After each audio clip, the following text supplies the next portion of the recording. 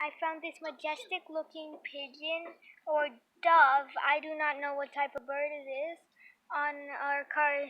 She came as soon as my dad came home from work and sat on the trunk for a few minutes. She came over and I offered her some bird seed since we used to have a bird, and she really likes it. As you can see, she's eating it at the moment. A few seconds ago, she was standing in our water, and we also offered her some extra, and she drank all of it. So we had to get her another plate.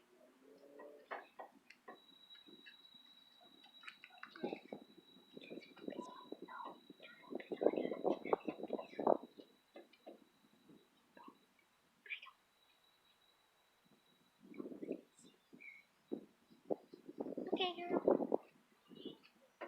Yeah, and she's hungry. Oh, okay. Oh, yeah. Why block it?